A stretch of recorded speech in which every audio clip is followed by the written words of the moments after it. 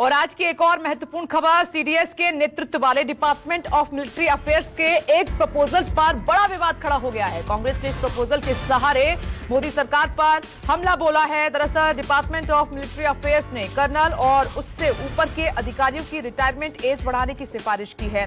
हालांकि अब बीच में ही नौकरी छोड़ने यानी कि वीआरएस लेने वाले अफसरों की पेंशन में कटौती करने का भी प्रस्ताव है। डिपार्टमेंट ऑफ मिलिट्री अफेयर्स यानी कि डीएमए ने एक प्रपोजल नोट तैयार किया है, जिसके तहत अब उन सैन्य अफसरों को ही पूरी पेंशन मिलेगी जो 35 साल तक सेना में अपनी सेवाएं पूरी करेंगे। प्रपोजल के मुताबिक वो जो अफसर 21 से 25 साल तक की नौकरी करते हैं उन्हें 50% पेंशन ही मिलेगी, जबकि 26 से 30 साल तक सेवाएं देने वालों को 60% पेंशन दी जाएगी और 31 से 35 साल नौकरी करने वालों को 75% पेंशन मिलेगी। और इस बीच एक और बड़ी खबर, सेना में पेंशन की कटौती करने के प्रस्ताव पर कांग्रेस ने मोदी सरकार पर निशाना साध दिया है। कांग्रेस महासचिव हैं रणदीप सुरजेवाला, उन्होंने आरोप लगाया है कि पेंशन में कटौती करके सरकार सेना का मनोबल गिराने का काम कर रही है। उन्होंने कहा कि मोदी सरकार सेना के अधिकारियों के साथ धोखा कर रही है और उनके हितों को ठेस पहुंचा रही है। तो कांग्रेस की तरफ से ये पलटवार। हमारे साथ कांग्रेस नेता रणदीप सुरजेवाला मौजूद हैं। सर, ये जो विरोध हो रहा है, क्या आप सेना के साथ हैं? मोदी जी किसके साथ हैं? मोदी जी सेना के साथ धोखा क्यों कर रहे हैं? मोदी सरकार सेना की आधी पेंशन क्यों काट रही है? मोदी सरकार सैन्य अधिकारियों का मनोबल क्यों गिरा रही है? जो 29 अक्टूबर को प्रस्तावना की गई है उसके मुताबिक अब 20 साल की एक्टिव सर्विस के बाद फुल पेंशन मिलने की बजाय अब उस पेंशन का आधा कर दिया गया है। क्यों? क्या यह सही नहीं कि अगर आप कैरियर प्रोग्रेशन जो है युवा अधिकारियों का, जो 20 साल भारत मां की सेवा करते थे रणबांकुरों की तरह और उसके बाद देश सेवा करते थे सिविलियन इलाकों में, आप उनके करियर पर एक ग्रहण लगा रहे हैं? क्या इस प्रकार से सेना का मनोबल आप तोड़ेंगे? सैन्य अधिकारियों की आधी पेंशन काटने की प्रस्तावना कर मोदी सरकार क्या साबित करना चाहती है? कुछ दिन बाद सर फिर सड़कों पर उतरेंगे पूर्व सैनिक sir, one rank one pension के लिए। आप जाएंगे सर वहां? बिल्कुल, वन रैंक वन पेंशन मिलनी चाहिए और जो 2014 में कांग्रेस सरकार ने वन रैंक वन पेंशन का ऑर्डर जारी किया था उसे लागू करिए।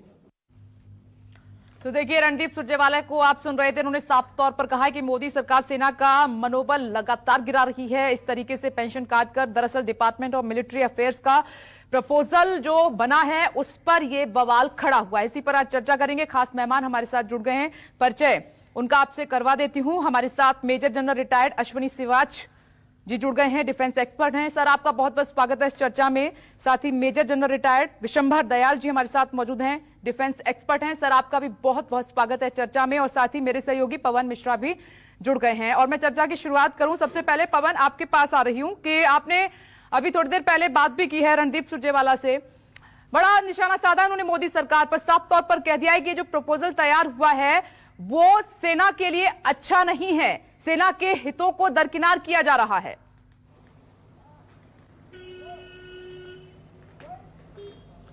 बिल्कुल, सुरजेवाला ने जो हल्ला बोला है, लेकिन आपको बता दें कि आखिर ऐसी प्रस्तावना लाने की जरूरत क्या पड़ी है, क्योंकि जो रक्षा बजट होता है उसमें 28% ये बताया जा रहा है कि पेंशन में चला जाता है। दूसरा ये बताया जा रहा है कि जो सेना में इंजीनियर पद पे होते हैं, डॉक्टर के पद पे होते हैं, वो आगे चलकर, हालांकि इन्हें भी एक विशेष ट्रेनिंग दी जाती है, ट्रेनिंग में पैसे खर्च होते हैं, लेकिन आगे चलकर जब इन्हें अच्छा जो प्राइवेट सेक्टर से अच्छी नौकरी का ऑफर आता है तो ये सेना की नौकरी छोड़कर चले जाते हैं। तो तीनों सेनाओं की अगर हम बात करें विपनेश, तो 9427 अफसर की सीटें यहां पर खाली है, जो कि अफसर मिल नहीं रहे हैं। और भारत चीन के बीच जो विवाद चल रहा है और इसी बीच इस तरह की प्रस्तावना सामने आई है तो कहीं ना कहीं मनोबल गिरने की बात जरूर आती है। शॉर्ट सर्विस कमीशन के थ्रू जो 5 साल की जो सेवा देकर के फिर बाहर आते हैं, उनका जो मेडिकल की जो बात की जा रही है कि मेडिकल सुविधा उन्हें खत्म कर दिया जाएगा। हाँ, एक अच्छी बात इसमें जरूर जोड़ी गई है कि सेना में युद्ध के दौरान अगर कोई विकलांग होता है, हैंडीकैप होता है, तो उसे पूरी पेंशन दिया जाएगा। लेकिन अगर हमारे आंकड़े जो हमने पिछले कुछ समय से जो हमने चेक किया कि सेना की नौकरी 35 साल तक तो कोई कर ही नहीं पाता है।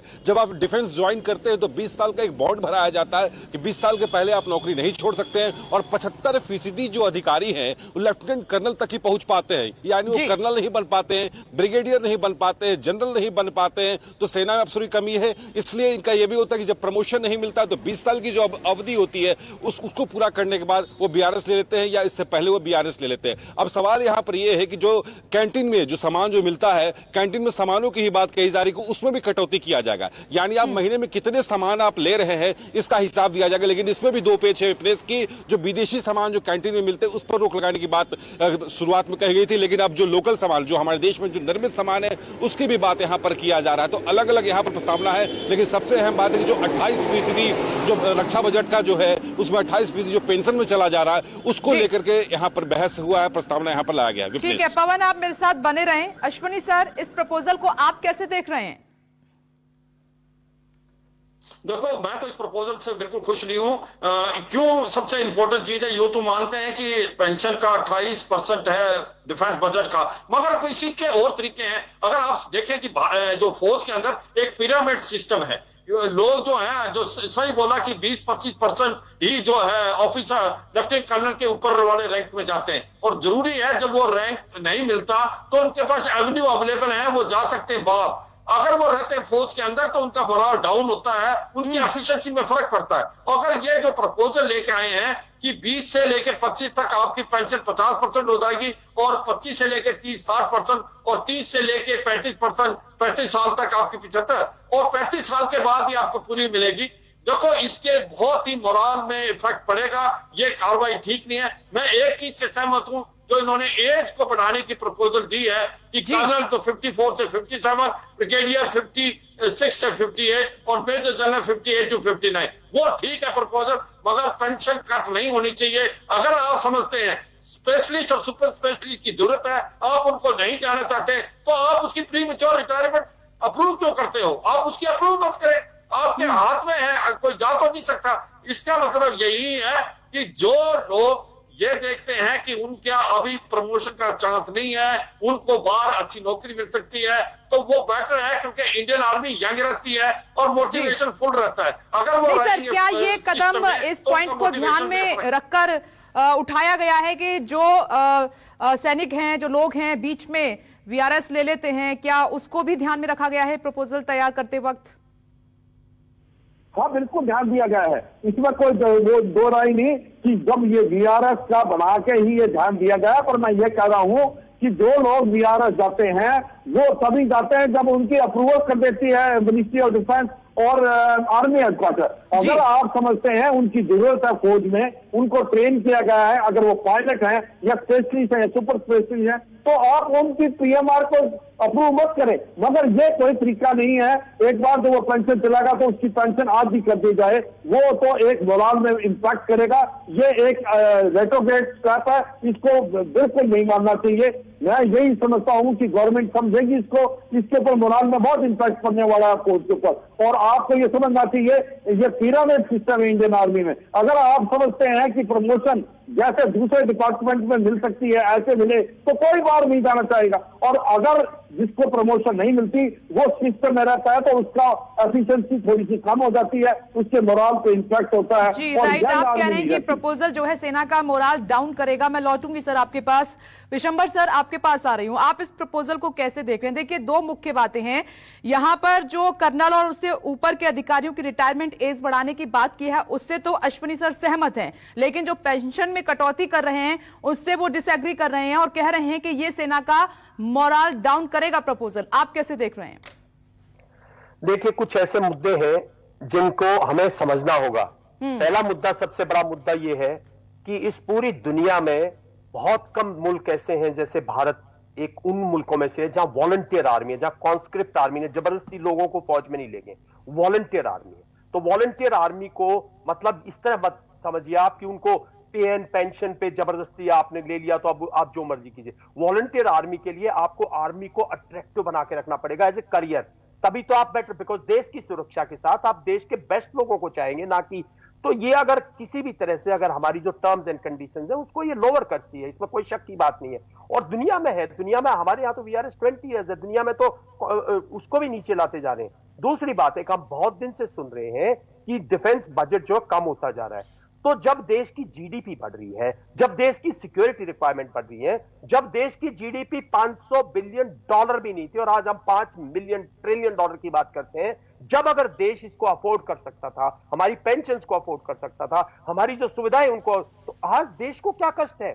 और इस चीज में जो डीएमए है, उनको अभी डीएमए का नया ऑफिस है, उस ऑफिस की प्रतिष्ठा बनाइए, क्योंकि बहुत मुश्किल से हमें वो ऑफिस मिला है। उस ऑफिस को ऐसी किसी भी वाद विवाद से दूर रखिए जिसकी चर्चा गलियों में हो, क्योंकि वो एक ऑफिस के लिए भी हमने बहुत लंबा संघर्ष किया कि हमारा डीएमए होना चाहिए, भारत की सुरक्षा की पूरी जिम्मेवारी उस पर होनी चाहिए, भारत की सेना की जिम्मेवारी उस पर होनी चाहिए, क्योंकि सिविलियन बाबूज उसको समझते नहीं है।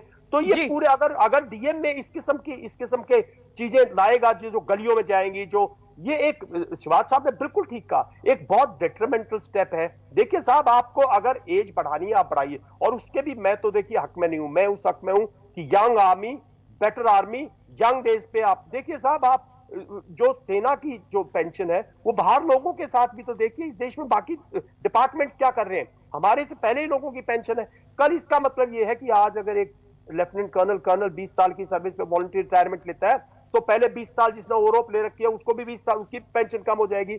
इस किस्म की कोई भी कार्रवाई नहीं करनी चाहिए जिससे सेना में किसी भी तरह, और इससे सेना में असर पड़ेगा, जितने परसेंटेज लोगों पे असर पड़ेगा। ठीक है सर, आप ये जो कदम, ये जो प्रपोजल बनाया गया है, ये कदम उठाया गया है, उससे आप इत्तेफाक नहीं रखते हैं, ये आपकी नाराजगी है कि जिस तरीके से कांग्रेस भी कह रही है कि सेना का मनोबल इससे जो है डाउन होगा, मोराल गिरेगा, तो इस बारे में जरूर सरकार को सोचना चाहिए, सेना अध्यक्ष को इस बारे में जरूर सोचना चाहिए।